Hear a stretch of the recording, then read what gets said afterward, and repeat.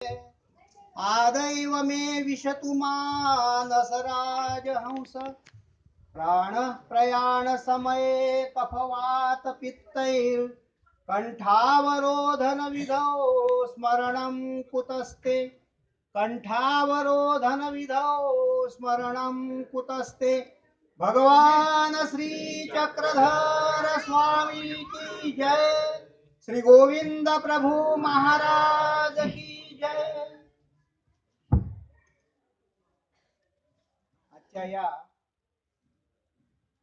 श्री पंचकृष्ण महापूजा तथा पंचावतार उपहार महोत्सव या मंगलमय अवसराच्या निमित्ताने आपण सर्वजण इथे एकत्रित झालेले आहोत आणि या प्रसंगी ही जी धर्मसभा आयोजित केलेली आहे आणि या धर्मसभेचे अध्यक्ष परमादरणीय परम श्रद्धेय परम महंत श्री जावळे बाबाजी शास्त्री तथा श्री मनोज दादाजींनी या सर्व महंतांचा परिचय करून दिलेला आहे। ते सर्व आदरणीय प्रातस्मरणीय संत महंत सर्वांची नावं घेतली तर आता आपला 11 वाजलेले आहेत, वेळ कमी आहे। हा जो मंगलमय अवसर आपल्या समोर दिसत आहे हा अवसर पुन्हा एका यजमानाचा आहे। हे गुप्त दान आहे आणि ते फक्त आमच्या देवाजवळ इथे करायचं आहे। माझ्या संबंधित आहेत, माझे शिष्य आहेत आणि म्हणून त्यांनी हा तुमच्या इथे करा एवढं फक्त मला सांगितलेलं आहे।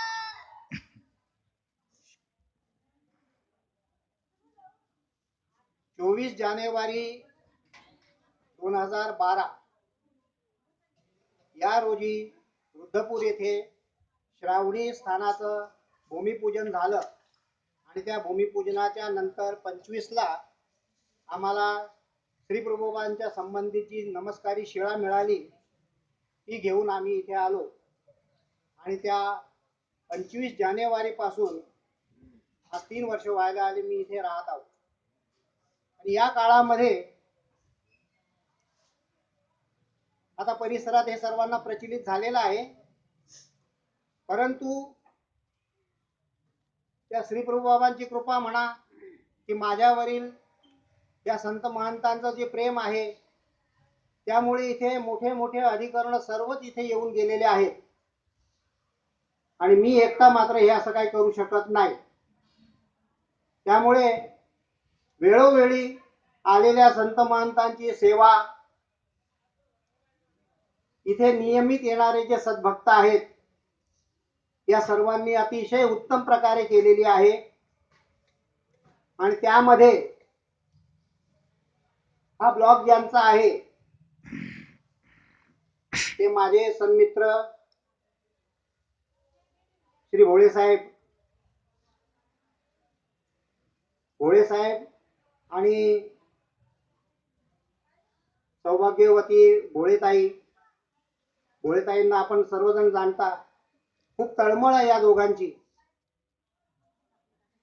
आणि भोळे साहेब तर वेळोवेळी म्हणत असतात, मोठ्या अधिकाऱ्यांनी त्यांना सांगितलं ते म्हणतात आम्ही सेवाव्रत घेतलेला आहे आणि ते खरोखर सेवा करतात, ते सर्वांना प्रचलित आहे। मी इथे नसताना सुद्धा कुणी संत महंत आले त्यांचा मला फोन आला, आपण त्यांना फोन करावा। आज वकील आहेत, ते ऑफिस आहे त्यांचं, ऑफिसात बसलेले असतात, आपला फोन गेल्यानंतर त्वरित जातात, मी घेऊन येतो त्यांना।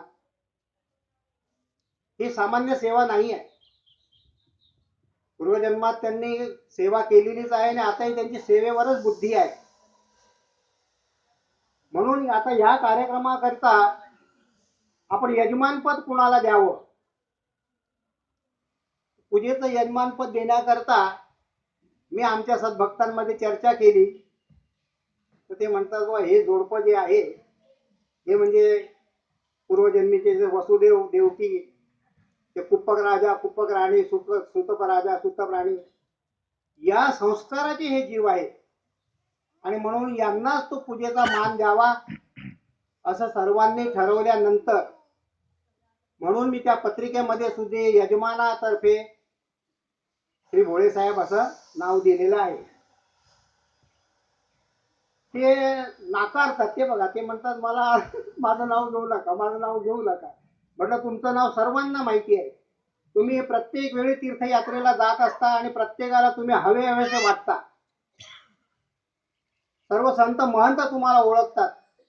तुमच्या स्वभावाने आणि तुमच्या बोलण्याने तुम्ही पुष्कळांची मन जिंकलेली आहे. म्हणून खरोखर या पूजेचा मान देण्याकरता तुम्हीच योग्य आहात. आणि अशा या पद्धतीने हा पंचावतार उपारास इथे संपन्न होत आहे.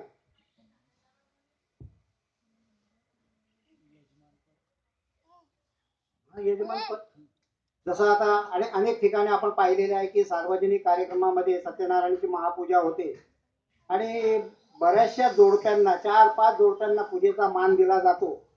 तसा आजच्या या कार्यक्रमाचा यजमानपद म्हणून त्यांना मान दिलेला आहे आणि ते त्या मानास योग्य आहे. म्हणून प्रास्ताविकामध्ये मी एवढंच सांगणार आहे की हा कार्यक्रम इथे उपस्थित करण्याचं जे प्रयोजन आहे ते मी आपणापुढे सांगितलेलं आहे.